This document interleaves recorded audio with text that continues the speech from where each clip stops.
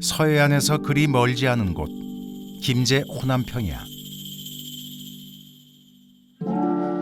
우리 조상들이 농사를 위해 처음으로 쌓았던 제방, 벽골제가 있습니다.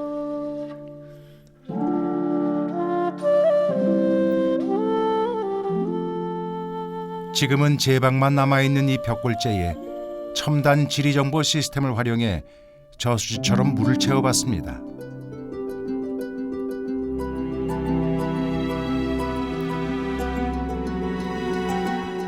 긴 제방 안에 펼쳐지는 드넓은 호수, 마치 바다를 보는 듯한데요.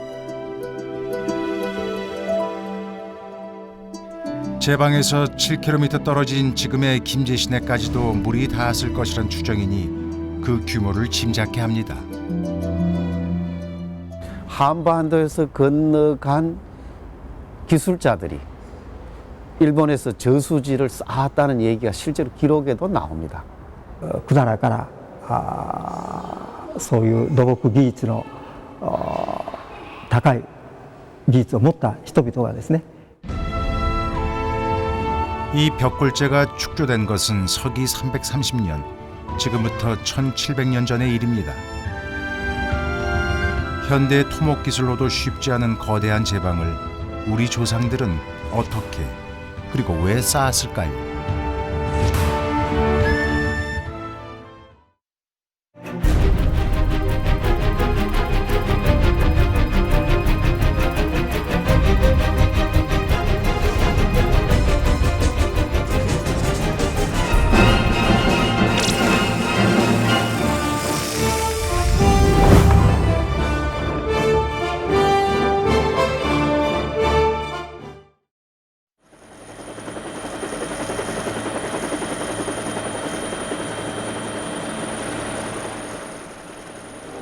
어둠을 뚫고 불꽃의 행렬이 펼쳐집니다.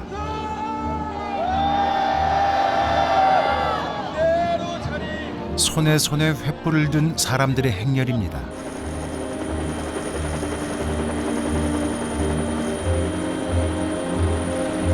밤하늘에 노란 획을 그은 듯 수천의 횃불은 장대한 불꽃의 선을 만들었습니다. 횃불 퍼레이드가 펼쳐진 이곳은 김제 벽골제 제방. 천천히 배를 아래로 내리지 마시고. 가을 거지에 감사하고 풍년을 기원하는 주민들이 한마음으로 횃불 퍼레이드에 참여했고 벽골제방은 그 염원을 담은 제단이 됐습니다.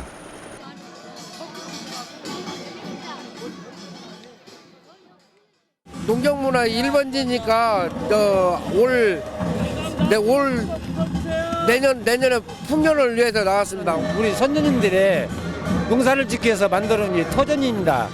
이걸 우리가 참 길이 보존하기 위해서 오늘 이런 뜻깊은 행사에 참여를 했습니다. 건강과 희망을 위해 파이팅!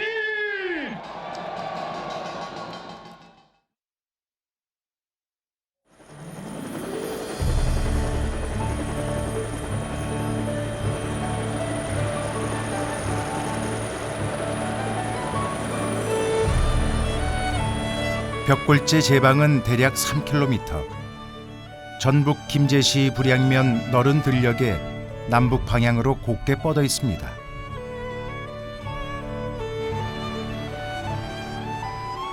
(1920년대) 일제가 제방 한가운데 수로를 내는 바람에 온전한 모습은 잃어버린 상태.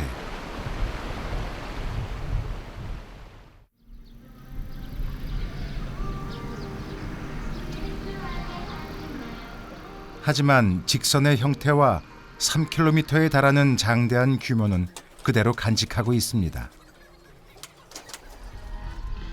이 제방은 우리나라에서 가장 오래되고 가장 큰 저수지의 흔적, 바로 물을 막았던 흙벽입니다.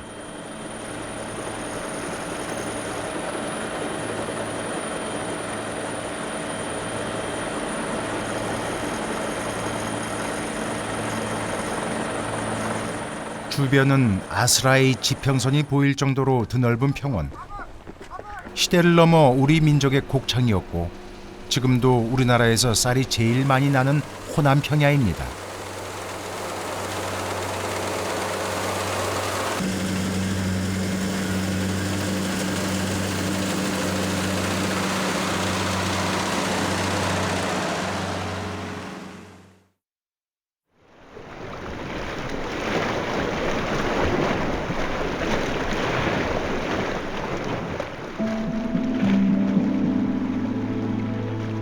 바다에서 불과 7, 8km.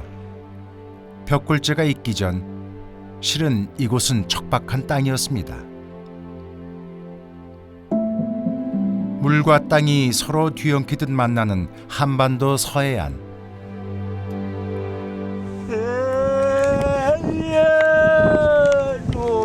해안선은 굽이굽이 돌아나가고 바다와 별 구분 없는 해안가 낮은 땅에는 수시로 바닷물이 밀려들었습니다. 바닷물이 물러나면 농토가 됐다가도 큰 비가 오거나 밀물이 겹치면 애써 지은 농사도 헛수고가 될 수밖에 없는 지척에 바다를 둔 땅의 운명 같은 처지였습니다. 아이고 내 팔자야.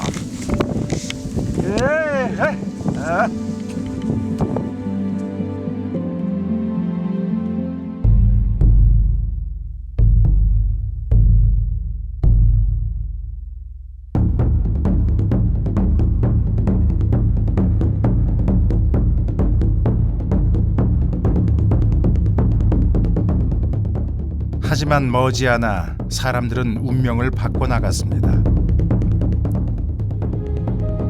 옥토를 넘나드는 바닷물을 막고 하천에 흐르는 물을 가둬둘 수리시설, 벽골재를 만들기 시작했습니다.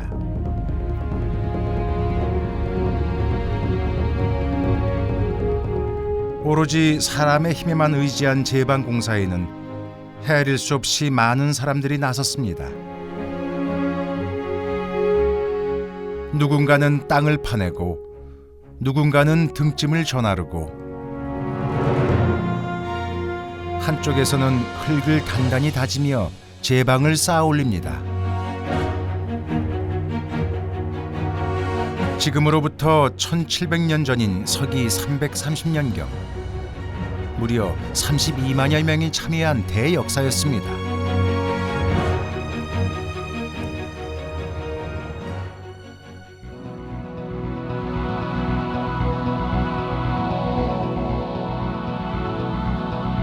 그렇게 쌓은 제방이 장장 3km.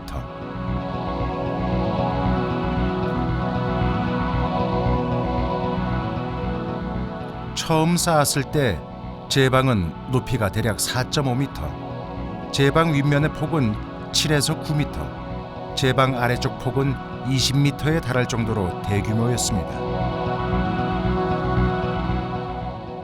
땅과 물을 조화시키기 위해서 그 가장 적절한 물의 그 활용도가 중요할 때 그 물을 적절하게 공급하고 또 통제할 수 있는 그런 그 공간들을 인간들이 만들어 왔는데요.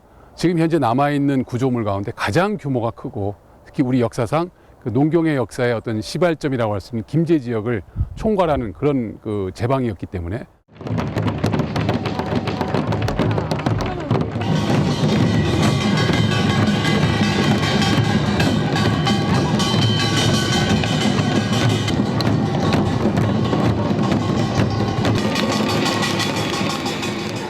벽골재를 쌓은 대역사는 후대 사람들에게 전설로 이어져 전해질 정도입니다.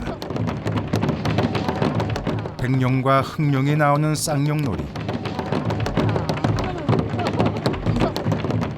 제방을 쌓는데 검은 용이 둑을 터뜨리며 갖은 회방을 놓았지만 백룡이 도움을 줘서 무사히 제방을 쌓았다는 전설로 마을 주민들이 매년 재현하며 역사를 되새기고 있습니다.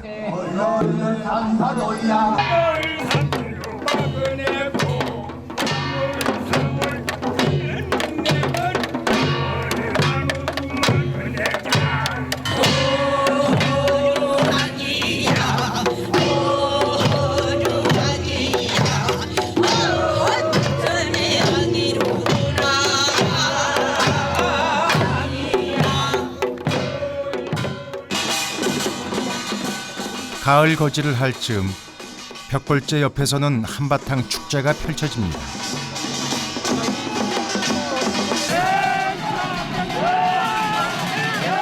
여성이 이겨야 풍년이 든다는 입석 줄다리기는 관광객들까지 거둔 끝에 올해도 여성들의 승리로 끝이 났습니다.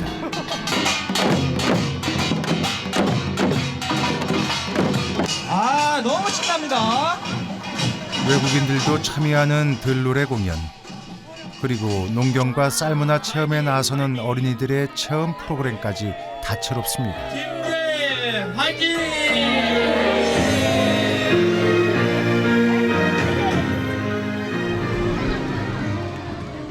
이 벽골제는 누가 왜 쌓았을까요?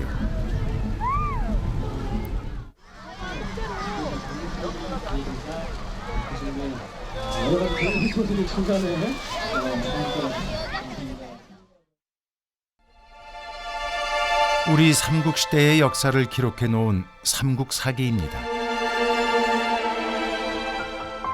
신라 흐레왕 21년에 처음으로 벽골제를 여니 언덕 길이가 1800보이다라고 적혀 있습니다.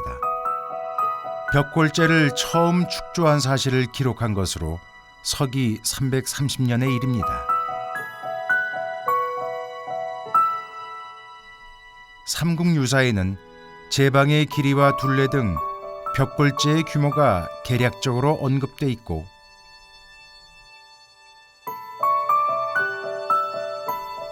고려사에는 고려 인종 때 무당의 말에 따라 벽골제의 제방을 끊게 했다는 특이한 기록이 있습니다.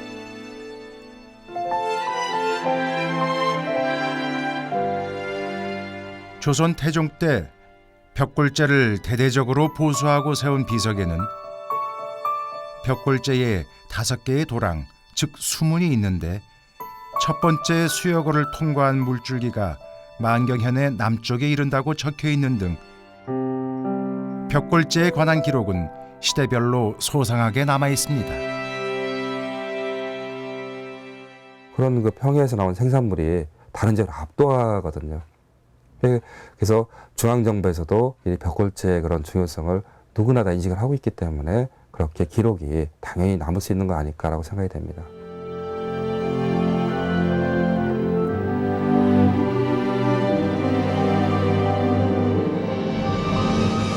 기록을 토대로 처음 축조할 당시 벽골제 모습을 복원해 봤습니다.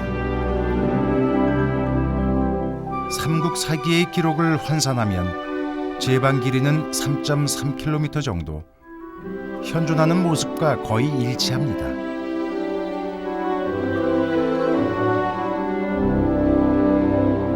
제방 높이 4.5m를 감안해 물을 채우면 저수지는 그 끝을 알 수 없을 만큼 광활하게 펼쳐집니다. 호수 둘레는 68km, 총 저수 면적은 34제곱킬로미터에 달했을 것이란 추정입니다.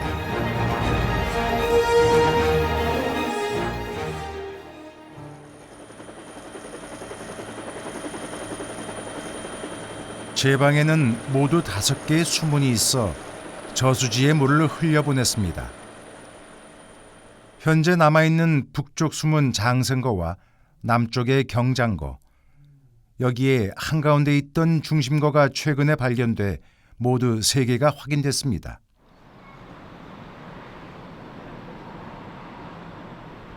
(5.5m) 높이의 돌기둥 2개가 한 쌍을 이루어 수문 역할을 하는데,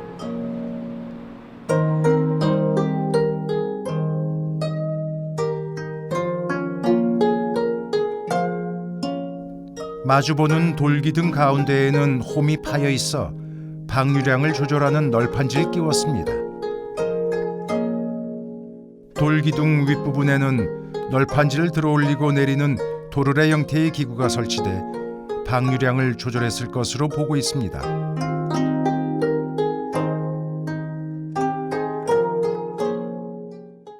이렇게 나무판을 올리면 물이 밖으로 흘러나오기 시작하고, 좀 더 들어올려 통로를 넓히면 방류량이 더욱 늘어나는 원리 말이죠. 저수지는 단순한 구조물이 아니고 물을 막아서 이제 그 쌓은 제방이기 때문에 이 수압을 견뎌내야 됩니다. 이 수압 견뎌내는 거는 이거는 굉장한 이게 그 공법하고 계산이 들어가야 되어지는 것이죠. 그런데 이 저수지를 만들었다는 이 자체는 이제 수압을 견딜 수 있는 그런 토목 건축 기술이 백제에 이미 갖추어져 있었다 하는 걸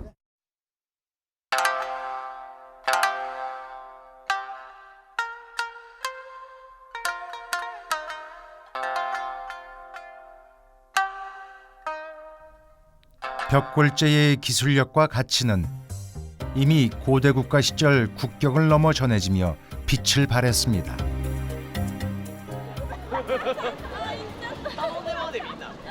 그 길을 따라 일본 오사카를 찾았습니다.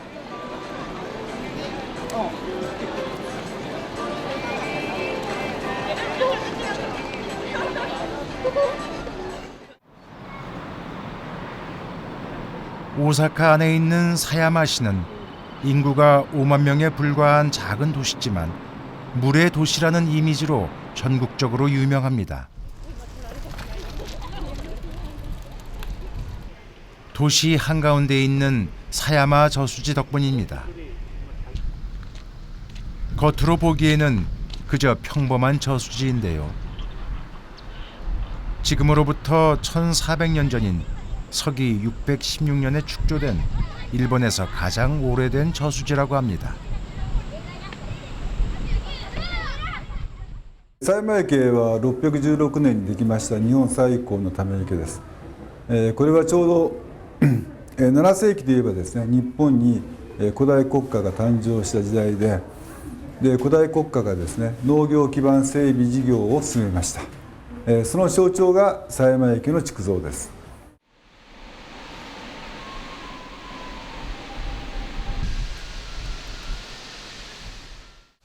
일본 최초의 저수지라는 사실이 확인되면서 저수지 옆에는 박물관이 들어섰습니다.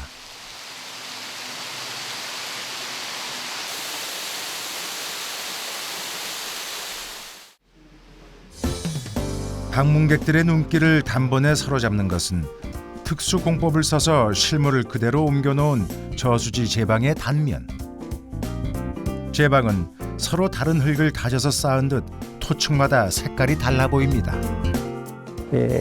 土を積んでいくときに普通一般に建築などで用いられる半築といういろんな質の違う土を積み上げていく半築というやり方があるんですけども、そういう半築の一種としてその土の間に植物層を敷き込んでいくと、敷き詰めてさらにまた土を盛り上げるというそういうふうなことを繰り返して堤防の包みを作っているということが分かったわけです。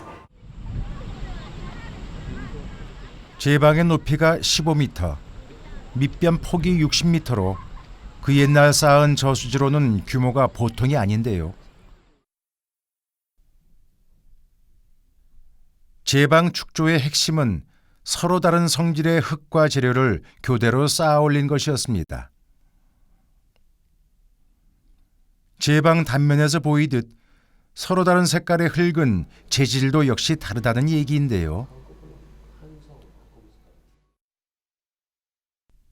누런색 흙 사이사이에 진하고 까만색으로 보이는 이 부분에는 식물층을 꾹꾹 다져서 집어넣은 것입니다. 나무의 잔가지나 나뭇잎, 때로는 꽤 굵은 줄기들을 평평하게 펼쳐서 흙 사이에 끼워 넣었습니다.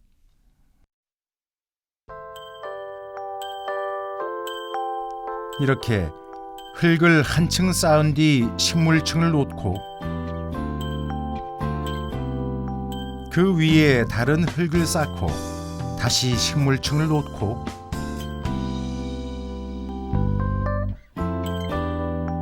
서로 다른 재질의 재료를 교대로 쌓아 올리는 방법이죠.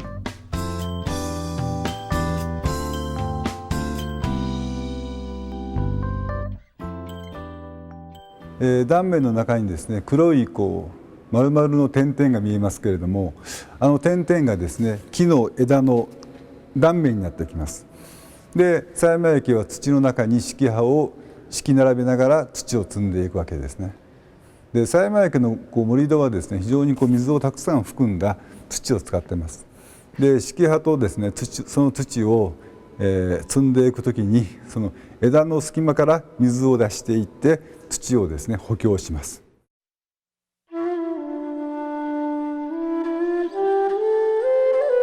사야마 제방 단면에서 어렵지 않게 찾아볼 수 있는 나뭇가지와 줄기, 제방을 지탱한 핵심 재료들인데요.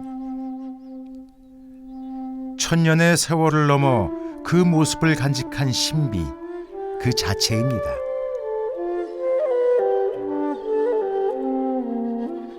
이런 제방 축조 방식을 부엽공법이라고 합니다.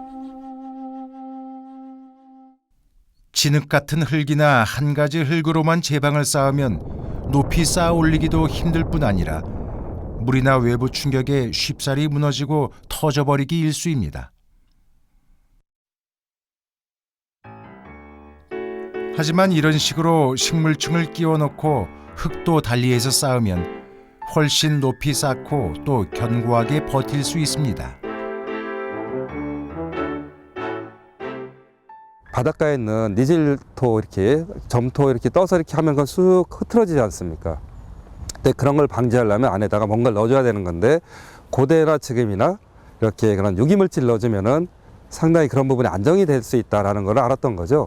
이게 별거 아닌 것 같지만 대단한 토목기술인 게 지금 도로나 그런 것들이 이렇게 저지대를 지나갈 때도 똑같은 공법을 씁니다.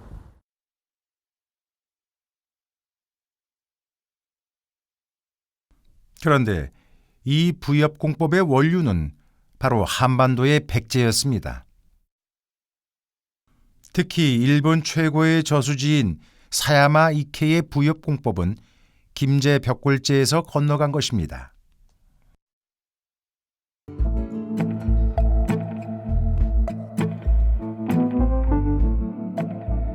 30여 년 전인 1975년 벽골제를 부분적으로 발굴했을 때 제방 맨 아래쪽에서 식물층이 발견됐습니다. 1에서 3cm 두께인 식물층은 해안가에서 쉽게 볼 수 있는 갈대 등을 깐 것인데요.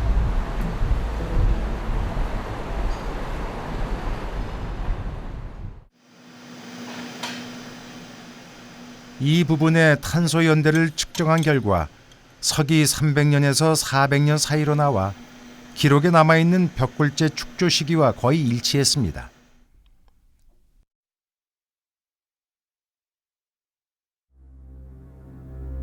실제 일본의 고대 역사서인 일본 서기에는 고구려인 백제인 등이 와서 연못을 만들었는데 이를 한인지라 했다는 기록이 보이고,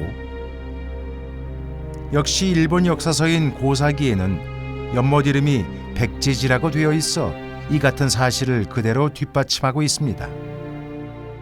狭山池と벽골제は少しそういう違いがありますけれども、それはその土の間に何層も植物の堆積層をこう積み上げながら土を盛り上げていくという点では大変共通しております。ですからおそらく百済からそういう土木技術の高い技術を持った人々がですね、我が国にやってきて狭山で指導しながらこの狭山の堤防も作られたんだろうというふうに考えております。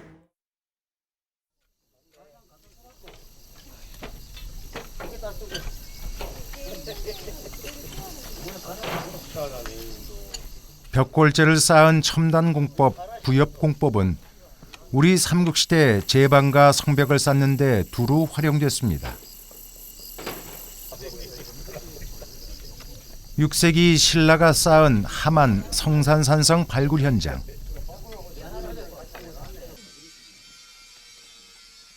성곽 안쪽 부분에서 부엽공법을 적용한 대규모 흙벽이 나왔습니다.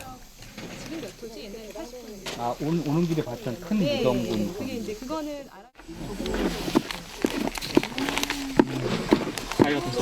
여기는요, 여기 식물 유기체가 있어서 물도 많이 함유되고요. 잘 안 썩어요, 식물들이. 그래서 여기서 나오는 유물들은 이제 뭐 목간이라든가 그다음에 뭐 여러 가지 식물들 그대로 다 나오거든요. 그러면 반 껍질, 도토리 껍질까지. 토층 사이사이에 나뭇잎이나 장가지를 끼워 넣은 부역공법이 1400여 년 동안 변하지 않고 그대로 드러났습니다. 이 층이 식물이 들어간 층이거든요. 여기는 진흙층, 다시 이 밑으로 이렇게 식물이 들어간 층이 두껍게 포설이 돼 있고 다시 진흙층.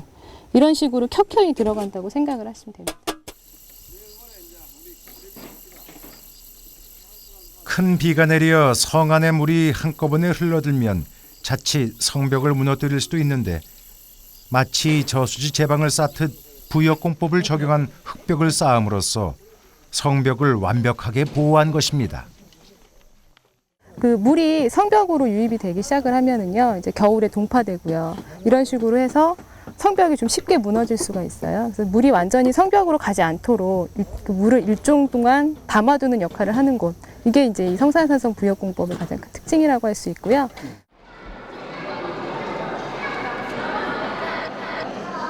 대규모 토목 구조물에서 부역공법은 특히 위력을 발휘했습니다.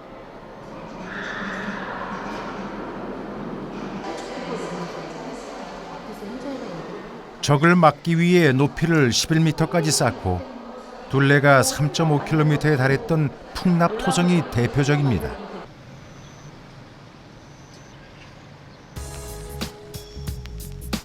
연약 지반 구간에서 어김없이 부역공법이 확인됐고 일부 구간에서는 부역공법을 적용한 토층이 최대 10개 층까지 발견돼 흙을 단단하고 높이 쌓는 기술로 활용했음을 그대로 보여주고 있습니다.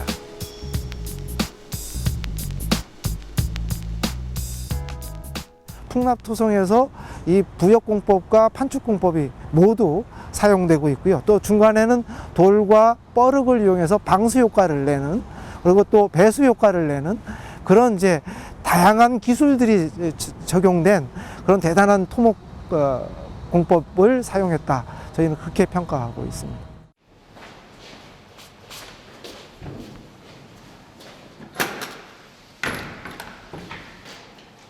대학의 토목공학 연구팀에서 부역공법에 대한 강도를 측정해봤습니다. 우선 축조 당시와 가까운 상태로 부역공법을 재현했습니다. 진흙과 모래를 섞은 뒤 사이사이에 식물층을 끼워 넣었습니다. 전문 장비를 통해 전단 강도, 즉 흙이 파괴되는 강도를 측정해보니 결과는 놀라웠습니다.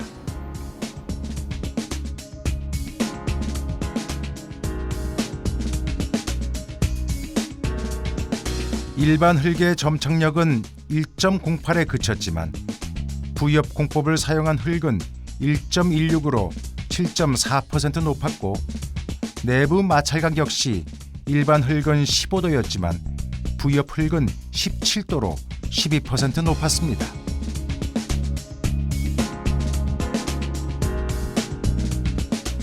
부역을 적용한 흙이 외부 충격에 견디는 힘이 강하다는 의미로 성토 높이나 경사도에 결정적 영향을 미칩니다. 그 부역층을 섞었을 경우에 전단 저항력이 증가하기 때문에 더 높이 또 경사를 더 급하게 성토를 할 수 있고요. 또 부역층을 섞었을 경우에는 부역층이 그 무게가 가볍기 때문에 하중을 줄여주는 그런 하중 저감 효과가 있고, 그래서 더 높게 성토를 할 수 있고 더 급한 경사로 성토를 할 수 있는 거죠.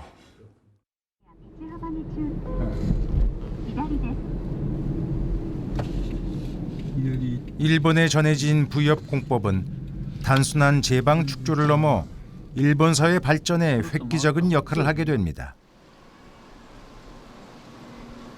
오사카의 구도심 주택가. 주택가 가운데 신사 하나가 자리 잡고 있습니다. で鎌倉時代の荘園の一番南の端にある砂州海岸です。でこの南、ちょうどこの南はもう全て当時は海です。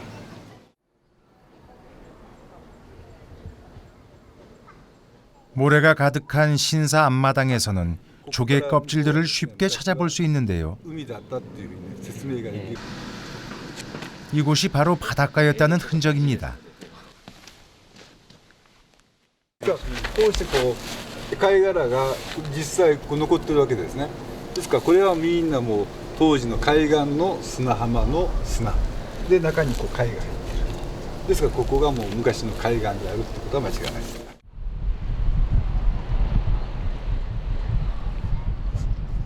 지금은 오사카의 한복판이 돼 있는 이곳이 과거에는 바다였다는 사실.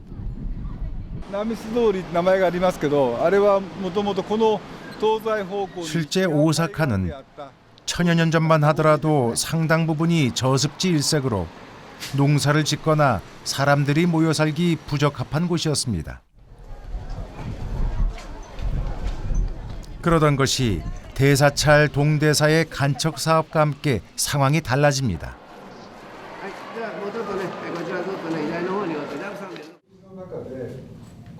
745년 오사카 근처에 만들어진 동대사는 창건 초기 이 일대 간척 사업을 통해 대규모 농장을 여러 조성합니다.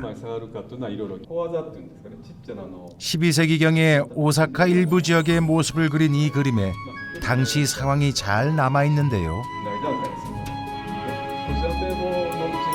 이나노 쇼우라는 장원의 모습입니다.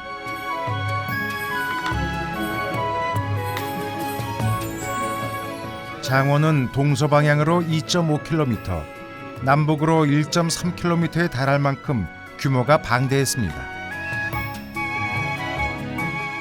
두 줄의 굵은 곡선으로 표현된 것은 바닷물을 막는 방조제였습니다.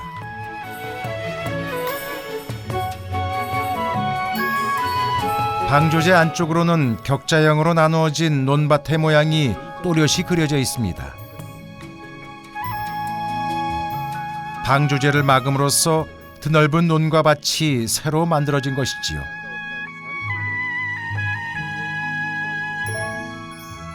二重の線のかなりの部分は堤防だというふうに考えられます。ただどの程度の高さあるいは幅だったのかということは記録が残っていませんので、これは想像するしかないんですけれども、おそらく海岸部分に位置しましたので、高潮とかそういったものを防ぐような役割を持っていたのではないかと思いますが、完全に水を締め出すというような大規模な堤防ではなく、その高潮を防ぐ程度のものだったのではないかというふうにも考えられています。天平商法8年という西暦700何でしたかね、8世紀代の年号になります。 이렇게 조성된 대농장은 사찰의 경제적 기반이 된 것은 물론 생산된 농산물을 국가의 곡물로 바침으로써 일본 고대 국가의 기틀을 다지는 데 결정적인 역할을 합니다.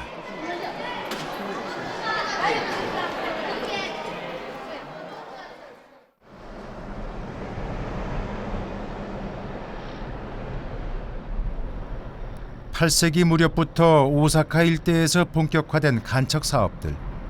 그 기술의 원천은 어디일까요?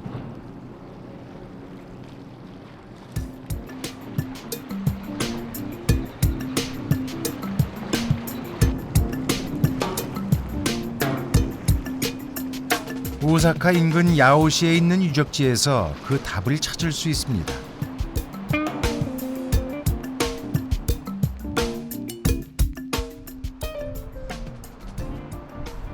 지금은 이 도시의 펌핑장으로 바뀐 이곳 지하에서 1992년 방조제의 흔적이 발굴됐습니다.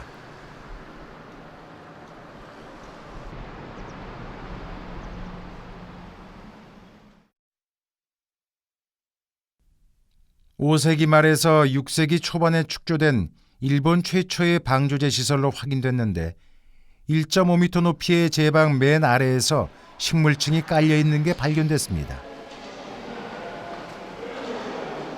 이는 연약 집안 최하층의 부엽층을 부설해 제방의 기초층으로 활용한 김제 벽골재와 똑같은 방식이었습니다.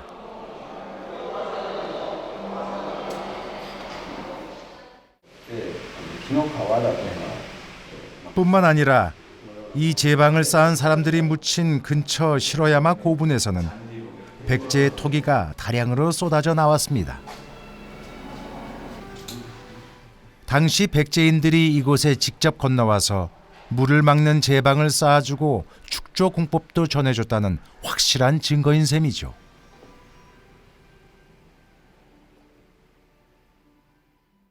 亀井遺跡の特徴はその洪水から田んぼを守る、包みを作るんですけれども、そういうふうな考え方、思想ですね、そういうものが実は、韓国のですねペクチェのピョッコルチェに、見られます。でまたそういう式屋工法を使って包みを作るそういう技術もですね百済にあります。考え方、それから作り方、そして土器でこの3点から考えて亀井遺跡と韓国の百済は非常に関係が深いということが分かります。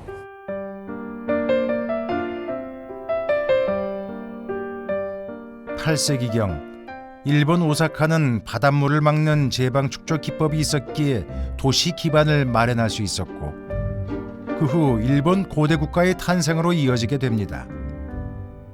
이는 부엽공법과 제방 축조술을 전해준 백제인들이 있었기에 가능한 일이었습니다. 예를 들어 일본 오사카 같은 경우는 4세기 때까지만 하더라도 이 강이 비가 오면 범람하고 해서 사람이 살 수 없는 이런 지역이 많았습니다. 그 지역의 수리 관계 시설들을 계속 만들어 나가면서 배수를 원활하게 하고 지금처럼 사람이 살 수 있게 만든 것도 한반도, 특히 백제에서의 수리 관계 시설이 되겠고요. 그런 기술이 되겠고요.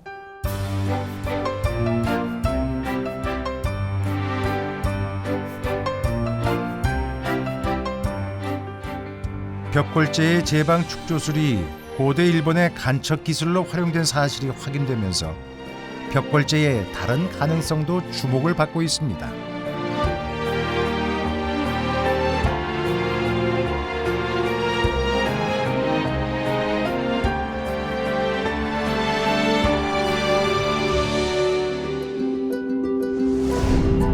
각종 기록을 토대로 복원해본 벽골제 호수의 모습입니다. 만수위 때 호수 면적이 34제곱킬로미터, 7km 떨어져 있는 김제시내까지 물이 닿았을 것이란 추정입니다. 이는 그만큼 광대한 면적의 논밭이 수몰될 수밖에 없는 상황으로 벽골제가 저수지가 아니었을 가능성을 제기하는 근거입니다. 그럼 이 안쪽 부분이 평지가 그냥 물에 잠기게 되는 그런 일이 발생하게 되는 거죠. 그러면은 오히려 그 바깥쪽에 이렇게 넓은 부분이 있다고 하지만 바깥쪽에 농경지를 활용하는 것보다 안쪽에 있는 농경지가 없어져 버리는 그런 일이 발생하는 겁니다. 주변의 지형 여건과 과거의 기록도 흥미롭습니다.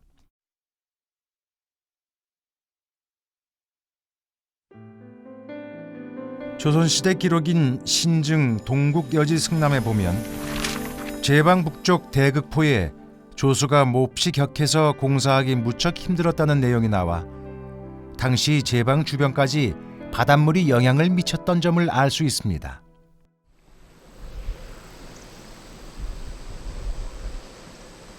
요즘도 주변 하천을 따라 바닷물이 밀려드는 서해안의 특성을 고려하면 처음 축조했을 때는 방조제였을 것이라는 분석이 설득력을 얻습니다. 이렇게 원평전 쪽으로 이렇게 오면은 벌써 이게 현재 물이 밀었다가 이렇게 나갔다 하니까 이런 형태를 만들거든요. 근데 한 2000년 전이나 이때 되면 현재보다도 조금 더 적은데 이게 이제 그 에너지가 세가지고 육지 쪽으로 좀 더 진출을 했어요. 자세한 지질 조사가 이루어져야 벽골제 성격을 규명할 수 있겠지만 우리 역사상 최초의 대규모 간척으로서 벽골제의 새로운 가치를 발견할 수 있을지 학계가 주목하고 있습니다. 토목, 측량 모든 분야가 다 어우러지는 그리고 대규모 인력 동원해야 되고 이건 단순한 그런 것이 아닌 거죠. 그게 오히려 저수지를 만든 것보다 의미는 훨씬 더 클 수가 있는 거죠.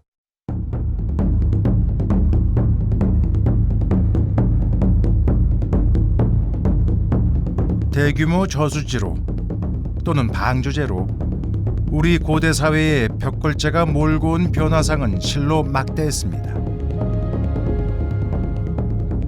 벽골제 축조는 무엇보다 고대 국가로의 국가적 시스템이 완비됐음을 보여줍니다.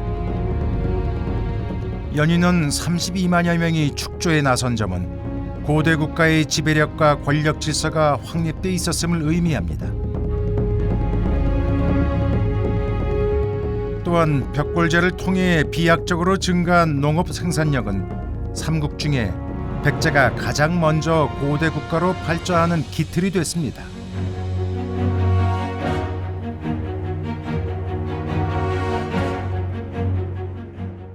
이 벽골지가 330년 비류왕 27년에 이제 만들어졌다고 하면은 비류왕의 아들이 건초왕입니다. 이 건초왕 때 백제는 가장 이제 전성기를 맞이하는데요. 그 토대를 아버지 비류왕 때에 놓여졌다는 겁니다. 아버지 비류왕이 그 토대를 놓았다는 거고, 그 토대를 놓은 걸 보여주는 증거가 뭐냐 했을 때 바로 이제 벽골지 축조가 그 증거가 된다는 것입니다.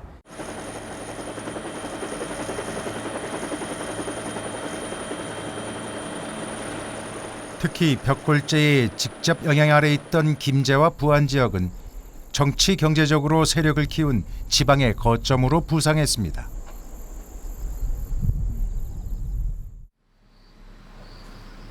벽골제에서 남쪽으로 불과 5km 거리에 있는 부안군 백산. 구릉지에 우뚝 솟은 데다 주변에 강이 흘러 대대로 지리적 요충으로 꼽혀왔습니다. 이쪽에서 오는 두 가지 물이 흘러서 이제 서해로 공중강을 따라 서해로 흘러가 버린다는 거죠. 네. 그러니까 아주 천연적인 여기가 요새가 되는 거죠.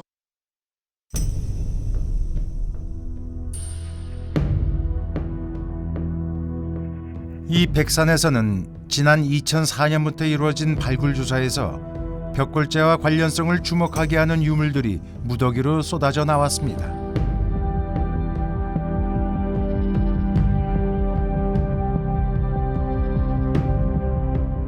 산 정상 부근 평탄한 곳에서 18군데의 집터와 창고 흔적들이 발굴됐습니다.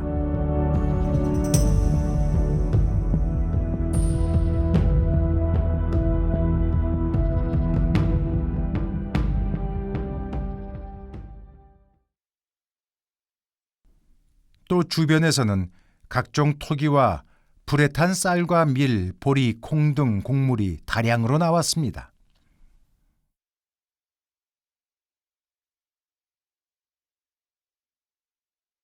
연대 측정 결과 빠른 것은 2세기부터 3세기 그리고 4세기 중반까지 벽골제가 축조된 4세기 초반과 시기적으로 일치했습니다.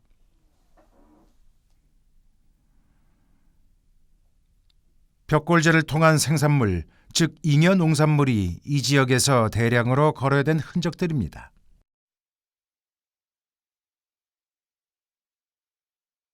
그래서 이 지역이 동진강이 흐르고 저쪽으로는 고부천이 흐릅니다. 두 개의 하천이 만나는 아주 물류 중심에, 교통의 중심지, 해상교통의 중심지에 위치하고 있거든요. 따라서 발굴 결과 나오는 그러한 곡물들과 지리적 요충지, 그리고 또한 농업 생산력의 중심지였던 벽골제와 연결되어서 볼 때 이 지역은 물류 중심지로 아주 중요한 그러한 지역임이 밝혀진 것이죠.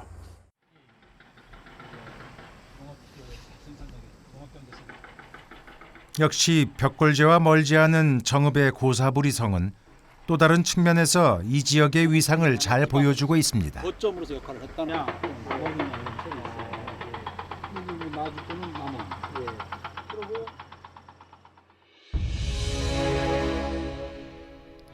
지난 2008년 발굴 조사에서 백제의 왕실 유적에서만 출토되는 상부 상항이라고 새겨진 기와편이 발견됐습니다.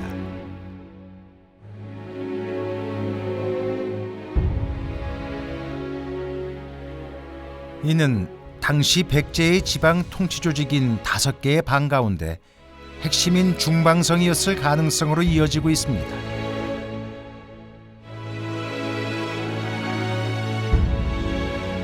뿐만 아니라 근처 김제 장화동의 도로공사 현장에서는 백제의 중앙에서만 사용된 그릇 받침이나 막새 등이 출토됐습니다.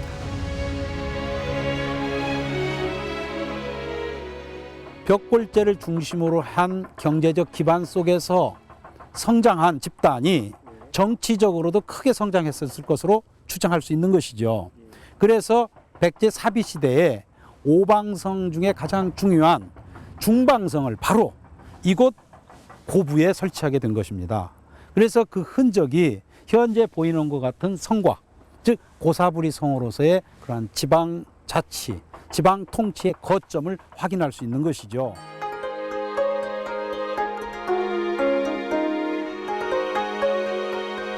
벽골제를 축조함으로써 농업 생산의 최대 거점이 된 벽골제 일대.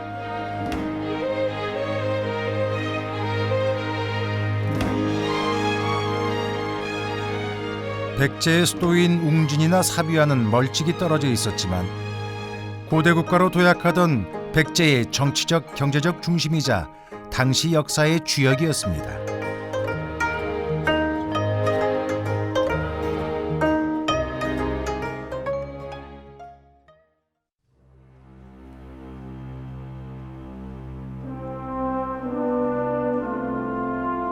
오로지 지평선만이 그 끝을 가늠하게 하는 벽골제 앞 들녘에 올해도 황금 물결이 일렁입니다. 폭우와 태풍이 두어 차례 엄습했지만 토실한 알곡들이 결실의 계절을 맞이하고 있습니다.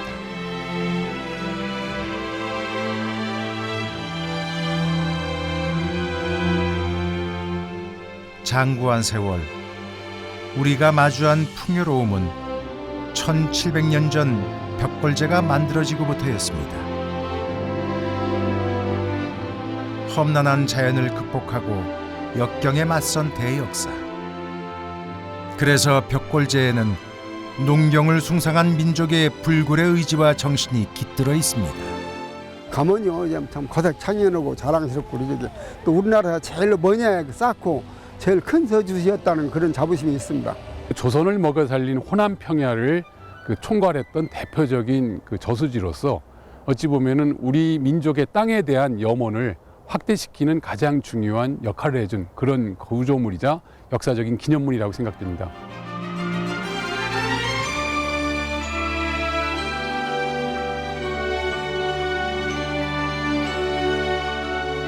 백갈래 물줄기로 농토를 적시며 풍년 농사를 지켜줬던 벽골제. 지금 그 역할은 사라졌지만 벽골제는 여전히 우리 풍년 농사의 수호신이요 농경 역사의 상징적 존재로 그 자리를 지키고 있습니다.